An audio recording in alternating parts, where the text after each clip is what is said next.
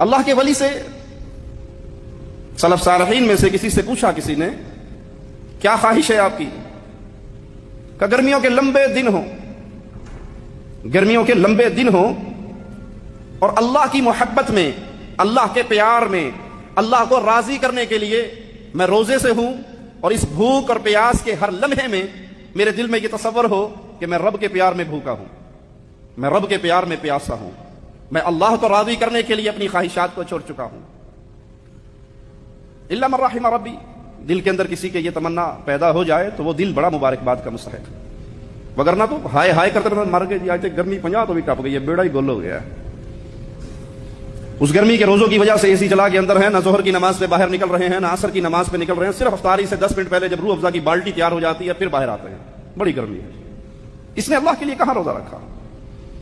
تو یہ رمضان کا مبارک مہینہ جو انسان کی روح کو لذت دیتا ہے، روح کس کی اس لذت کی حلاوت کو چکھے گی؟ جس کا اللہ سے کوئی رشتہ ہوگا، جس کی اللہ سے کوئی محبت ہوگی، جس کے دل میں اللہ کا کوئی پیار ہوگا، تو وہ اس سیزن کے آنے سے پہلے اس پورے مہینے کو کیسے گزارنا ہے، ان اوقات سے فائدہ کیسے اٹھانا ہے، اس کی پلاننگ کرتا ہے۔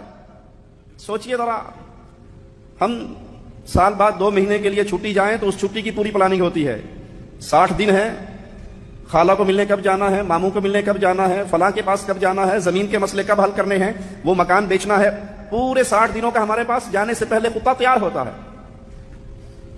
اللہ سب سے پہلے کہنے والے کو توفیق دے اور پھر ہر سننے والے بھائی کو توفیق دے۔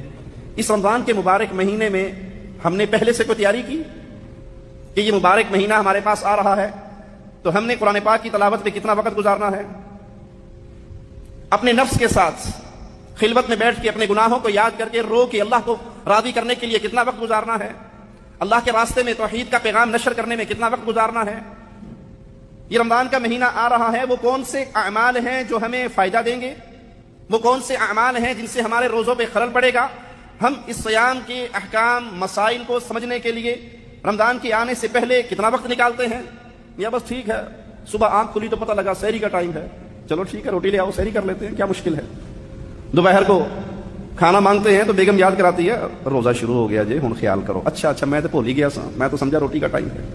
اگر یہ روٹین کا روزہ ہے، اگر یہ عادت کا روزہ ہے تو پھر معاملہ بڑا ہی خسارے والا ہے۔ مومن اپنے حساب و کتاب لگاتا ہے، اور سب سے بڑا عمل اس ماہ کے استقبال کے لیے پیارے بھائیوں سچی توبہ کے ساتھ زندگی کا آغاز۔ جو ہو گیا سو ہو گیا، اب تو سیزن ہے، اب تو بات بات پہ معافیے ہیں۔ من صام رمضان ایمانا واحتسابا غفر له ما تقدم من ذنبه، من قام رمضان، جو سیام، جو قیام، جو شب قدر اللہ کی عبادت میں لگا رہے، غفر له ما تقدم من ذنبه، معافیے ہی معافیے ہیں۔ اس عظیم موسم کے آنے سے پہلے سچی توبہ کیجئے، سچی توبہ کیجئے۔ سچی توبہ کیا ہے؟ جو کر بیٹھے ہو اس پہ ندامت، جو گناہ ہو گئے اس پہ ندامت، ان گناہوں کو چھوڑ دیجئے، آئندہ نہ کرنے کا عہد کیجئے۔ سچی توبہ یہ نہیں ہے کہ آپ کے ہاتھ میں سگریٹ ہے اور گھڑی پہ نظر ہے کہ مولوی نے پتہ نہیں کدوں اذان دینی تو میں سوٹا لاواں، اور اذان سنتے ہی پھر استغفار کی تسبیح بھی شروع ہو جائے، یہ توبہ نہیں ہے۔ ان گناہوں کو ترک کیجئے۔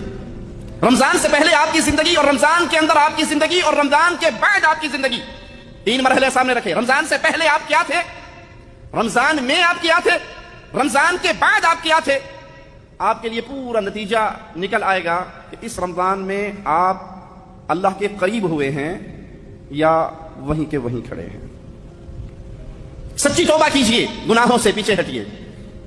غیبت، چغلی بہت بڑے گناہ ہیں، بے حیائی بہت بڑے گناہ ہیں، اور کچھ گناہ خلوت کے گناہ ہیں۔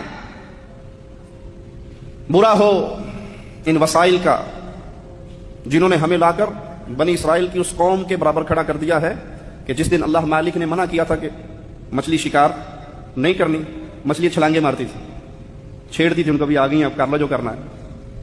بہت تھوڑے تھے صبر کرنے والے۔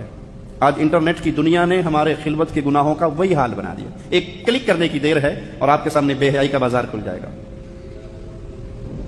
اکثر نمازی الا من رحم ربی، اکثر نماز پڑھنے والے، دین سے جڑنے کی بات کرنے والے، خلوت ان کی، تنہائییں ان کی برباد ہو گئی ہے۔ اللہ کے لیے توبہ کیجئے، اللہ کے لیے اپنے مجالس کا خیال کیجئے۔